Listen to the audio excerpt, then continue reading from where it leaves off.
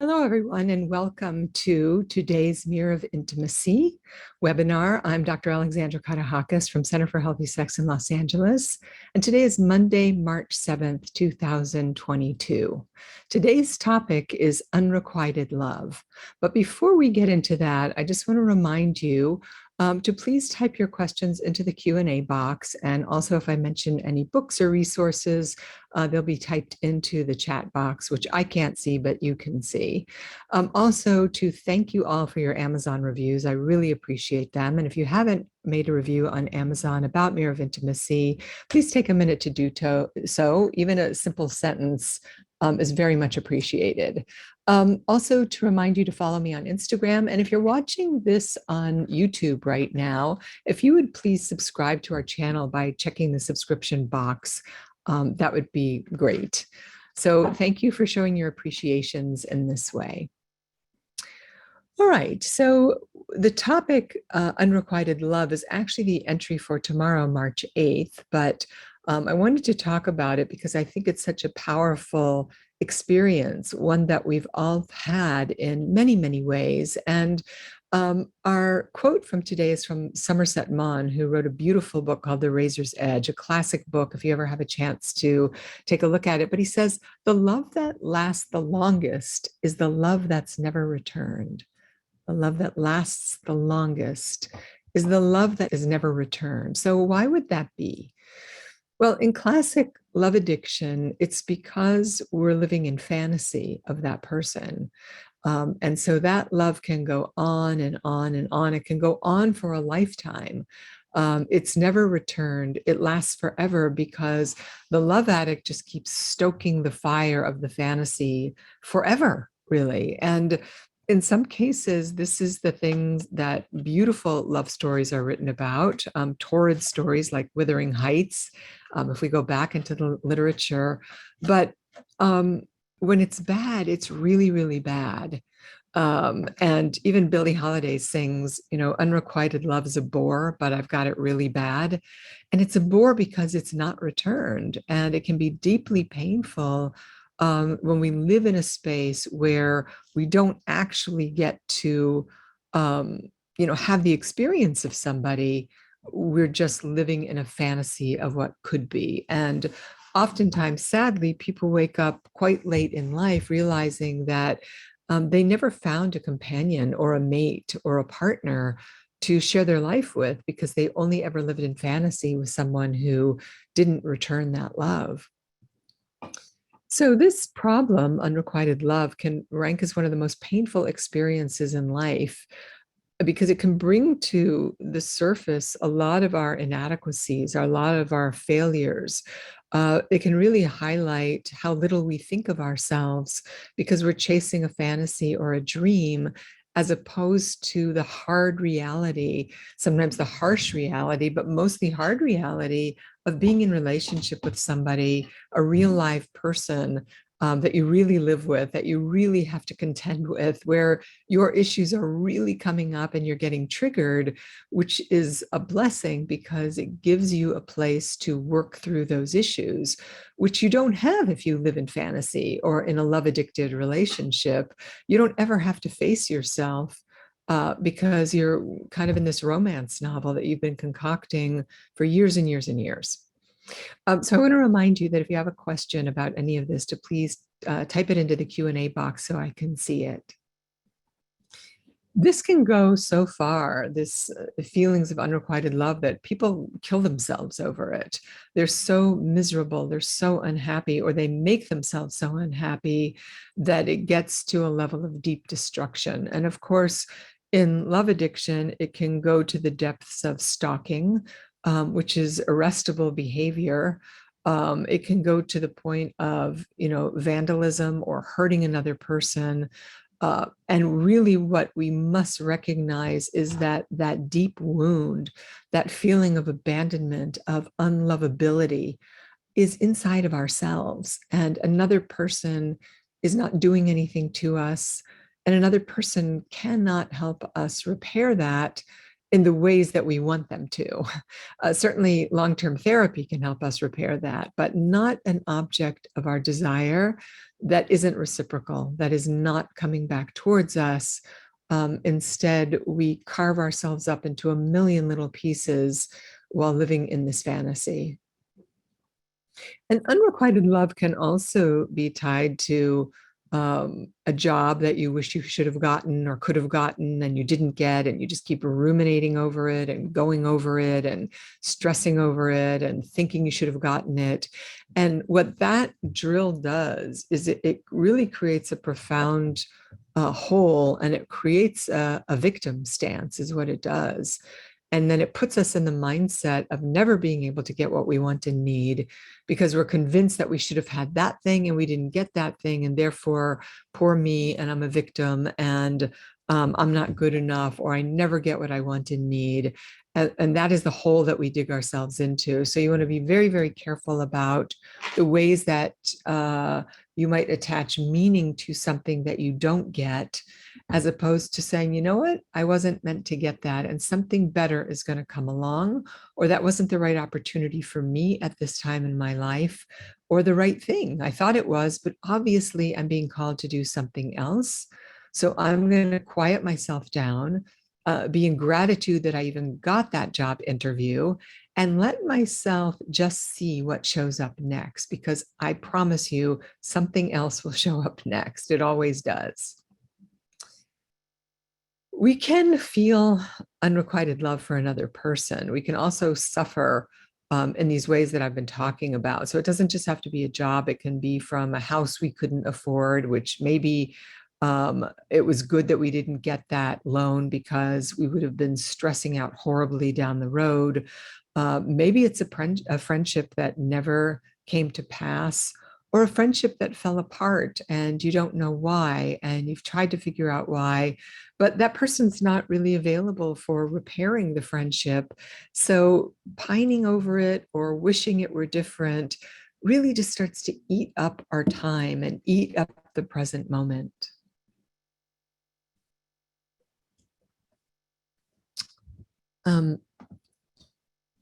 Sorry, I'm just checking the chat box here.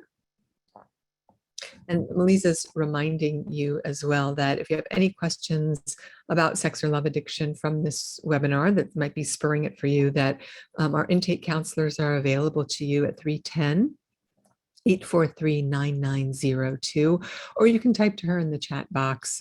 You can send her a private note if you like, and somebody will return your call or email you. And someone asked, why are feelings so visceral? Well, that's a good question, but the answer is in the question. So emotions are not feelings. Emotions are actually impulses that live deep, deep in the body. You're having them right now.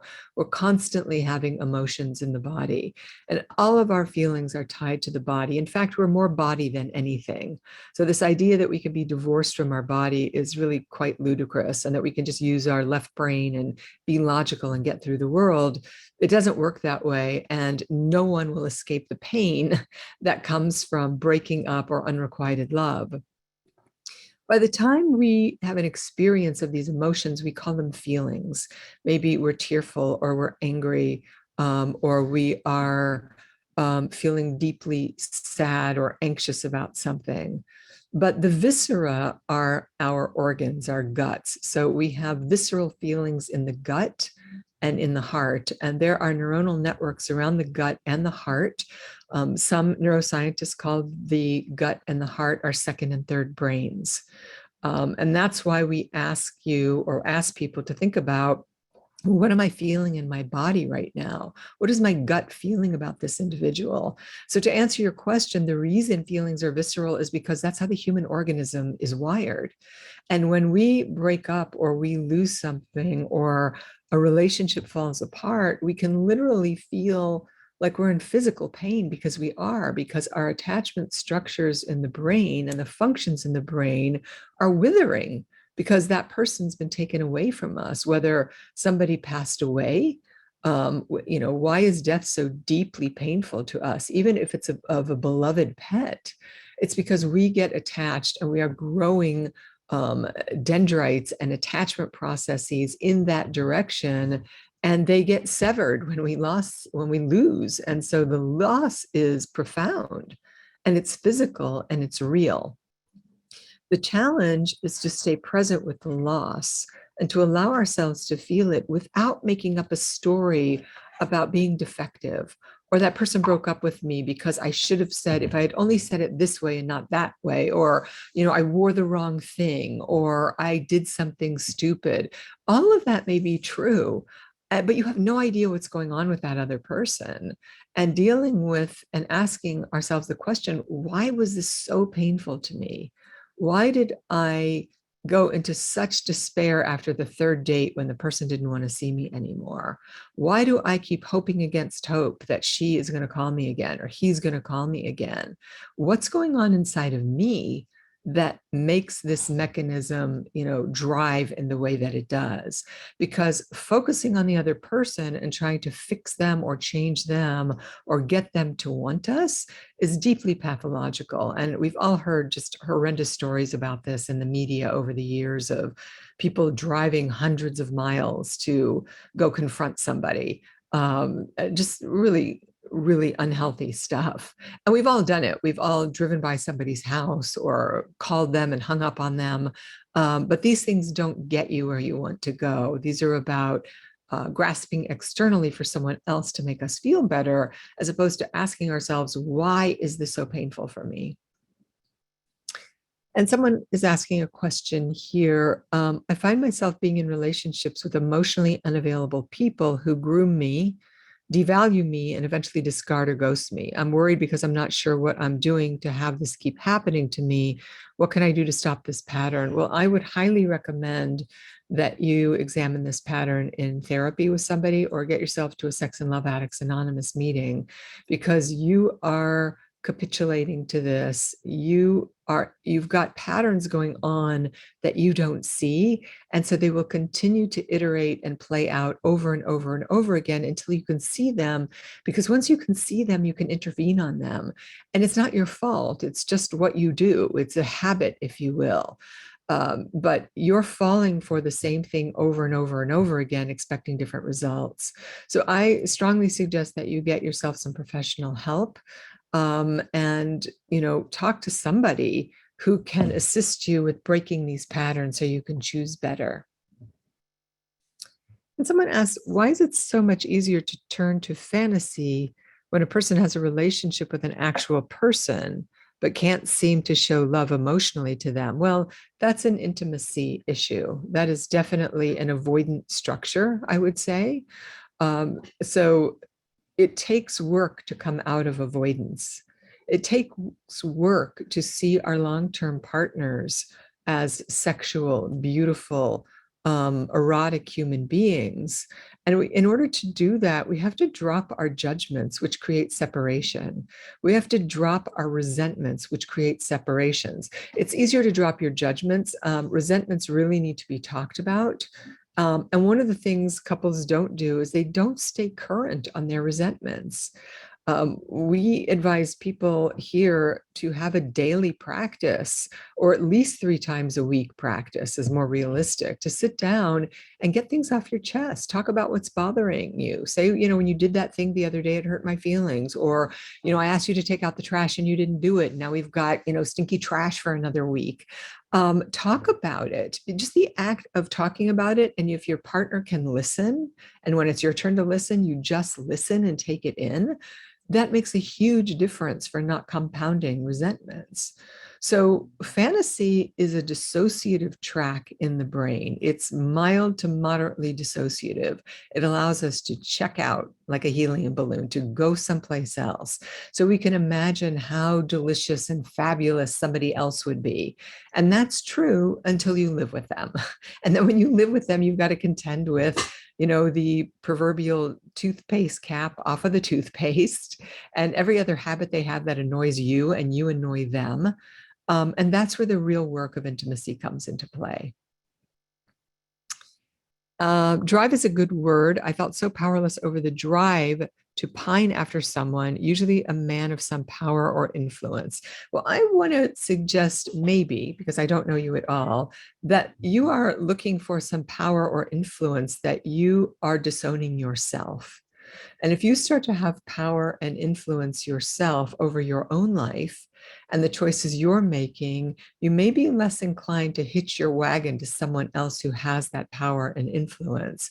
And there's something sort of oddly self-centered in that, which is, I want what you have. I want you to take care of me. I want to be you, as opposed to, I'm going to stop doing that and I'm going to start to cultivate my own sense of power and not give my power away, and start to really hunker down into asking myself hard questions about, who am I? What do I want? What are my talents? What are my unique abilities? Where am I not putting myself out into the world? And what is the story I'm telling myself about inadequacy and being less than? And that will start to shift things for you tremendously. And somebody asks, how do you forgive yourself for years wasted for waiting for unrequited love from someone? Sometimes I think uh, we wait so we don't need to deal with the reality. Well, I think that's 100% true. I think as long as we're waiting, we don't have to face ourselves and do the things I was just talking about to the last question. Is that as long as I'm like endlessly angry at somebody, I don't have to decide whether I want to stay with them or not. You know, I can just keep hating them for all the things they did to hurt me or betray me or all the wrongs they perpetrated, and be angry at them. And then I'm sitting in a victim position. I'm not really empowering myself to say, you know what, I can't live with this anymore. It's not that person's fault. They did what they did, but I have to move on. I have to go live my life. Likewise, as long as I can be in a state of unrequited love and pine over someone who doesn't see me, doesn't want me, doesn't even know I exist, then one, I'm probably replicating my family of origin issues where I wasn't seen, heard, or valued or understood. And two, I'm not asking myself, why do I settle for scraps? Why am I settling for vapor or a ghost?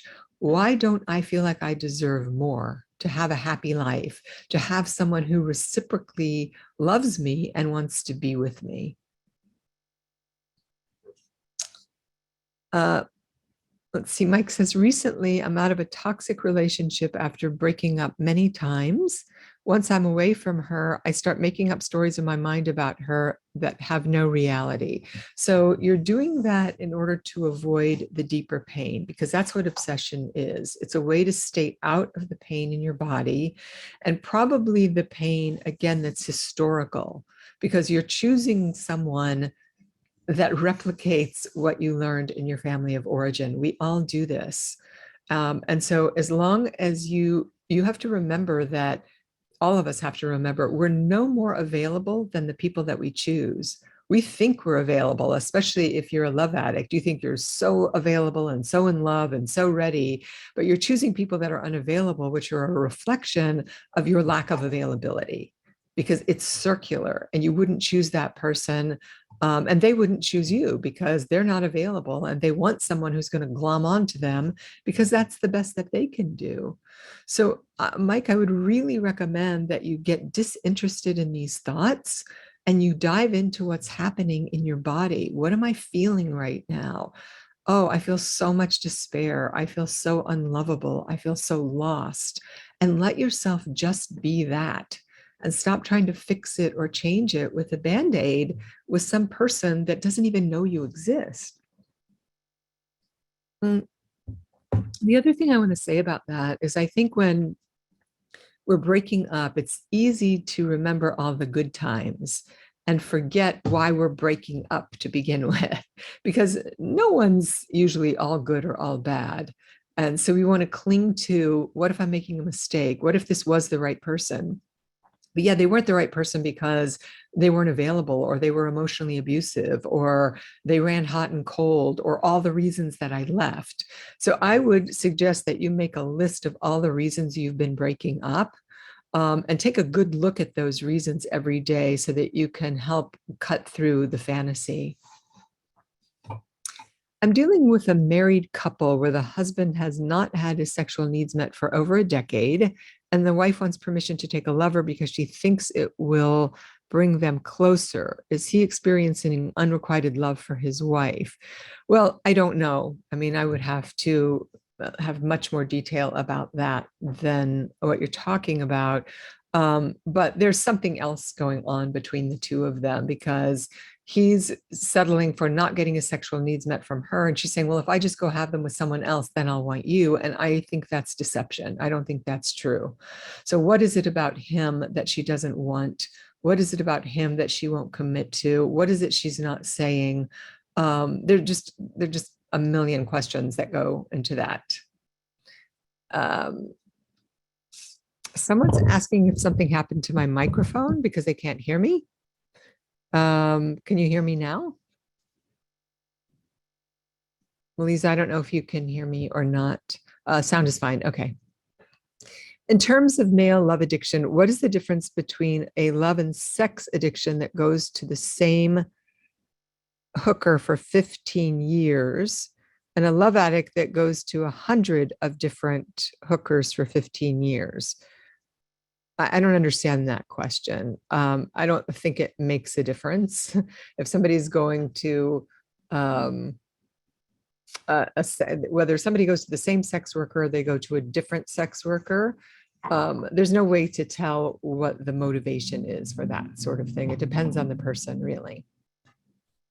So one of the things that we have to do in this whole process is to find ways to manage our pain, right, and our anxiety. And in some ways, thinking about you have to lick your own wounds. You really have to soothe yourself and find ways to comfort yourself in the face of disappointment. And that is what self-love looks like. And oftentimes in unrequited love, there's no self-love because we're like a beggar hoping that the other person will come love us, come get us, come find us, and they don't.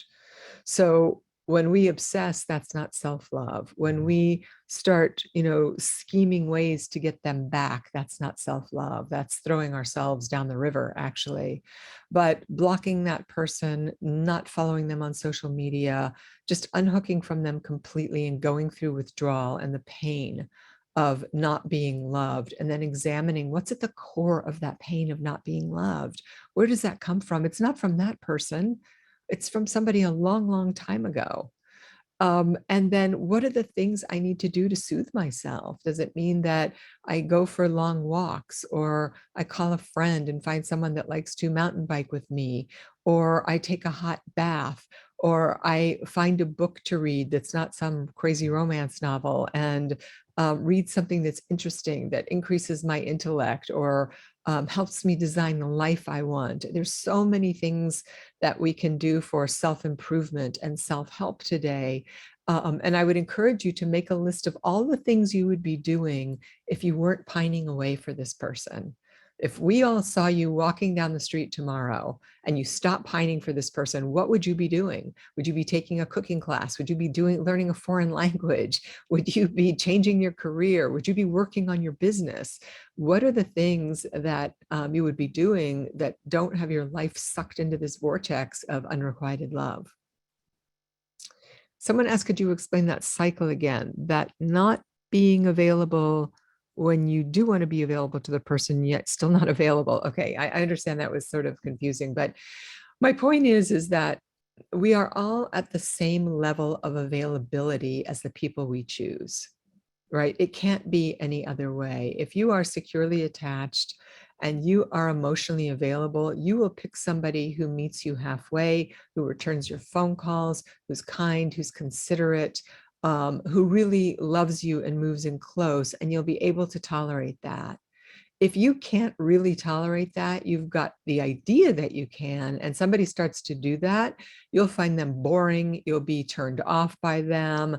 They're not really the right person for some reason. You won't be able to take them in. So you will choose the bad boy or the bad girl because they feel exciting, because it's intense, because it feels super hot or super passionate, but they're not available because you're constantly chasing them. The chase, the intensity is what you mistake for intimacy. and you can never ever have them because they're not available. But conversely, you're not available because you wouldn't choose someone like that if you were. So that was the cycle that I was talking about. And what you've heard me saying, which I think is worth repeating, is that sometimes we have to delve into our past in order to heal these discouraging patterns, to look at, why do I choose men or women that are men that are emotionally unavailable, that always leave me, or women that are super negative or critical or judgmental. And I would ask you, what was your opposite sex parent like? Because if you look at your relationship with your opposite sex parent, if you're heterosexual, you will see the pattern, the acorn, if you will, of your blueprint for relationship. And it's what we know, it's what we learn, it's what we imprint. So our work as adults is to disentangle and deconstruct those patterns so we start to do something different. So the best place to look is into your family of origin. What went on there? What were your expectations? What did you learn? And even when we think we're doing something differently, sometimes we're not. It's like, women who say, I don't want to be anything like my mother. My answer is like, well, good luck with that. We're all like our mothers. But we want to tease out the good from the bad, not throw the baby out with the bathwater, but come to peace with the fact that we are largely like our mothers, like it or not, because we inherit so much of that, both physically, emotionally, in our DNA, the way our genes are expressed. All of that gets handed down to us. So we can straighten these patterns out in a healthy love relationship, in counseling or psychotherapy, and through 12-step programs. And sometimes, like I'm saying, is that we can unconsciously aim our affections at somebody that's cold or unresponsive, or hot and hostile and angry, because we're replicating these childhood patterns. Or we might simply never have experienced reciprocity in any of our primary relationships. And so because of that, we don't even know how to find it now.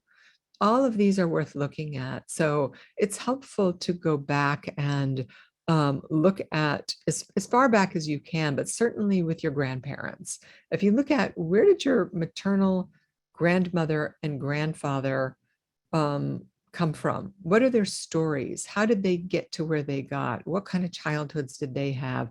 How did they pass that on to your parents? And how did that get passed on to you? And where are you standing right now? And what's missing for you? And what is that which you need to work on?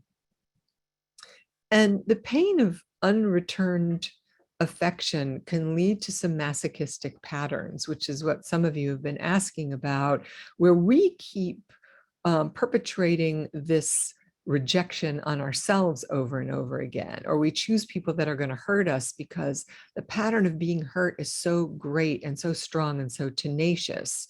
And so in some ways we start to I don't even know what the word is exactly, but there's some kind of high. We could say that we get off on the sting of being hurt because we know what that is. And there's also power in that as well. And we can use it to weaponize it against the other person. So if I'm in a pattern of choosing, let's say, males that hurt me and leave me, and I do it over and over again, there's part of me, and it's not just me, but it's my entire physical system that knows what it feels like to be in that writhing pain, because I feel alive in that writhing pain. And when I'm not in it, I feel kind of dull or depressed, or just kind of chronic, have a low-grade depression, because I don't know what else to do, but I know what that is. I also now know how to twist the knife into that guy's gut because I've gotten very practiced at it. And that gives me a sense of power and control and revenge. And even if it's emotionally, let's talking metaphorically. And so that's another vicious cycle that we can get into, is that we keep playing out our patterns and we mistake our pain for our power. And that's not what it is at all. So getting off of that wheel is essential to healing. Hi, Maria. She asks, do you think it's possible that someone can love but not be emotionally available? I'm thinking about both familial and love relationships. Um, yeah, that's a funny question because we have so many different iterations of love. And the Greeks have many names for love, and no one can really define what love is. So, for example, I feel an enormous amount of love for the people suffering in the world right now, and I don't know any of them. Right. So that's a yes. I can love without it being personal. I can extend my humanity, my empathy in a loving way out into the world. It doesn't have to be reciprocated in that way. So that's a much broader form of love. It's what the Greek call agape. It's just a big open-hearted love. There's romantic love. So I don't think you can love and not be reciprocated in romantic love, or then we're back into the unrequited love or love addiction world. So that, I think that's a no to that. And then there are iterations along the way. We can love siblings that we don't necessarily like or have a relationship with because we're different in some ways. Or love, any number of other people that we are associated with or connected to because we're relatives, but we don't know them and we don't see them regularly. And then there's the deep, deep, love of a filial love of friendships where it is reciprocated.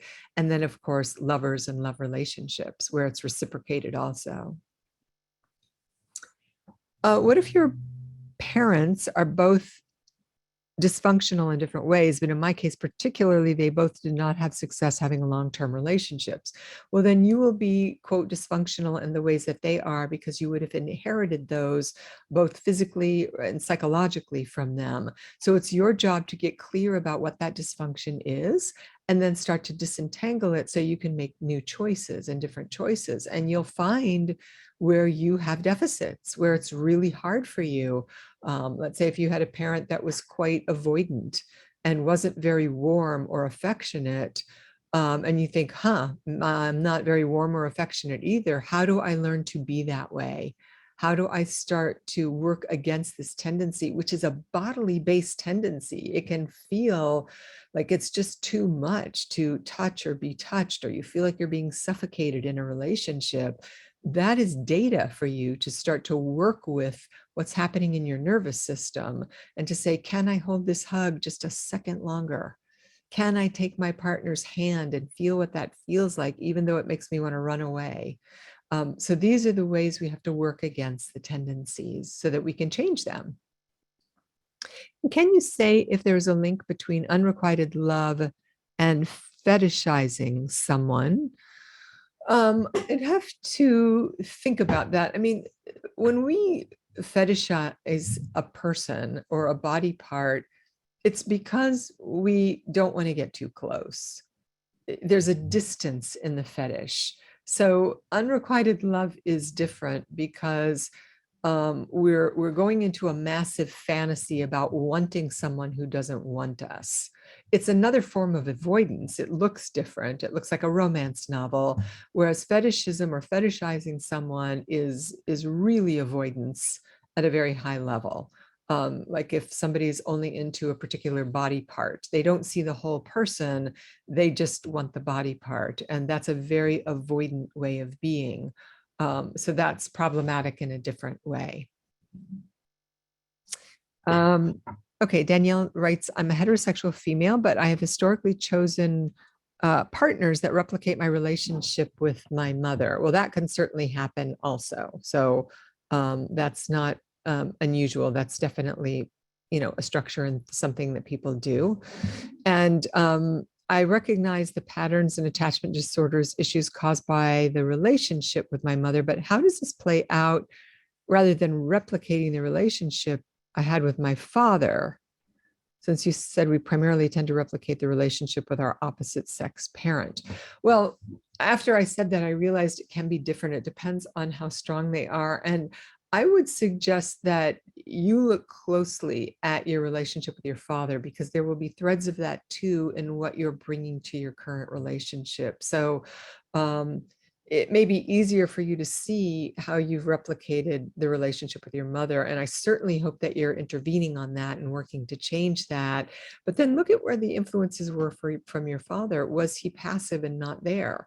So do you choose passive men that you can perpetrate on in the way your mother perpetrated on you?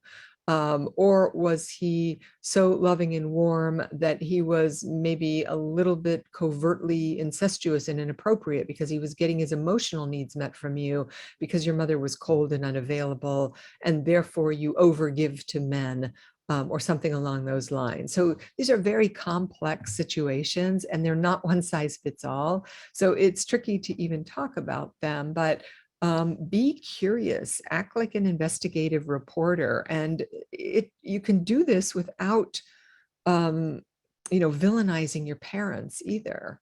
They were who they were, they did what they did, they brought you into this life. And so how do you start to disentangle what happened to them and what happened to you? And when we heal our present day, we start to heal our ancestors and we heal the future. So this is incumbent upon all of us. If we want to change the world, we start to change these patterns in ourselves. And then someone fears they will follow the same path. Well, if you get to work, you won't. Let's see. Thank you for these opportunities to ask questions. What can we do as a couple to continue to move past betrayal? We seem to be constantly stuck in the same basic boundaries issues, and it's cyclical for us. Over a year now of no physical contact. This is wearing on me as the betrayer and not getting healthy physical wants met. My wife can't trust me, so it's not moving, or at least it feels like that. Do you have any recommendations? Well, yes, Mike, I do. I would suggest that you call our intake line and we can talk to you about some of the recommendations that we have here. These are extremely difficult matters to mend, but at some point, both parties have to be willing to move into forgiveness. And if your partner can't move into forgiveness and she can't trust you, then there's going to be a problem. There's really no way forward. And I think people get hung up on this idea that physical contact means about, I was betrayed, I'm angry at you, we've repaired our relationship, I still don't trust you, and now we're supposed to have penetrative sex. And there's a whole host of things that can be done between A to Z, and people just don't know where to look for those things. How do you start to integrate trust and forgiveness?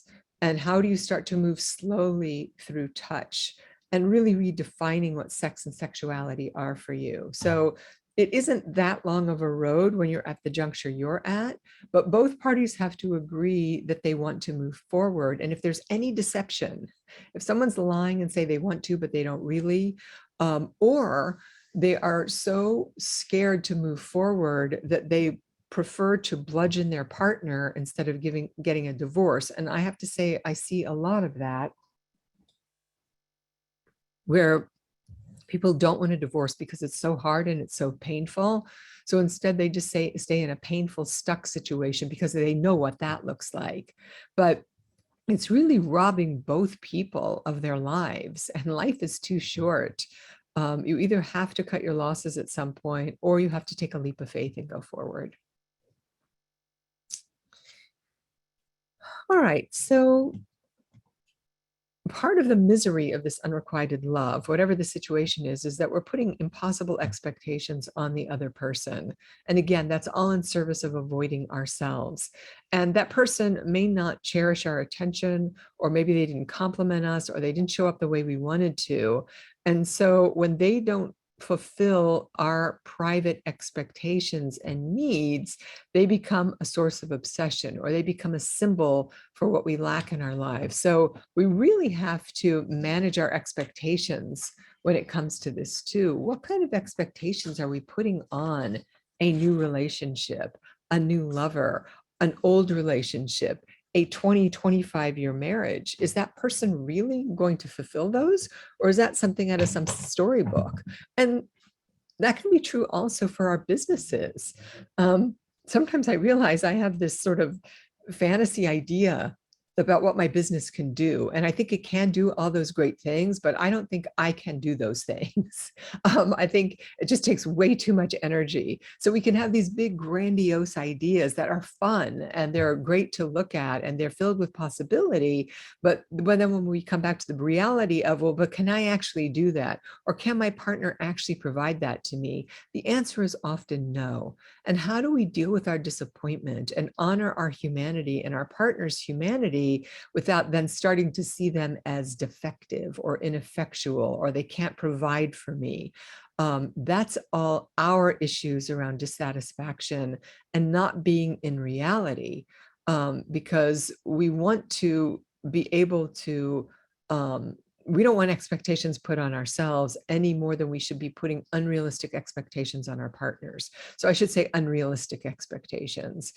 Every relationship has expectations and agreements that need to be fulfilled, but they shouldn't be unrealistic. And they also shouldn't be just in our heads. If I have an expectation of you and you don't know what it is, you're probably going to fall short of it. All right, we have another question here. I've been putting all of the work in being with a sexaholic and now in a program as a love addict. I work with a therapist in S&On and SLAA, also doing spiritual work. It's been a long road working with current traumas and childhood trauma. I just wanted to say all the information is validation that I'm on the right path. Well, that's just wonderful, Marie Scher. I'm so happy to hear you say that, because this is not rocket science, but it takes an unbelievable commitment. This path of personal growth and development, of what I call waking up, if you will, takes an incredible commitment. But my feeling about it is that, you know, you're going to get older anyway. And do you want to be more awake, more aware of who you are, have a stronger sense of who you are in the world, and feel entitled to your health, your happiness, to be loved, to have sex, to experience pleasure? Or do you want to find yourself collapsing as you age and getting more bitter and more into a victim stance and feeling like life has done this to you? We have options here. And so much of it has to do with our mindset about what we believe, how we visualize our future, what we tolerate and put up with. And I have to say, a lot of women, you know, tolerate and put up with a lot because we're trained to do that. We always put our relationships and our children and our families before ourselves. And I think these are biological directives to a certain extent. But after another point, it's like, how much of this is really that I'm keeping myself down? No one else is doing this to me. And when do you start to rise up, to up level your functioning? And you do that by being around people that support you to stand up, to set boundaries, to ask for what you want and need, and to leave a relationship if it's not working for you. It's okay. You're not going to die from it. You will die, metaphorically die. You'll stay stagnant and stuck if you're in a relationship that you're miserable in, and you're making yourself miserable, not your partner.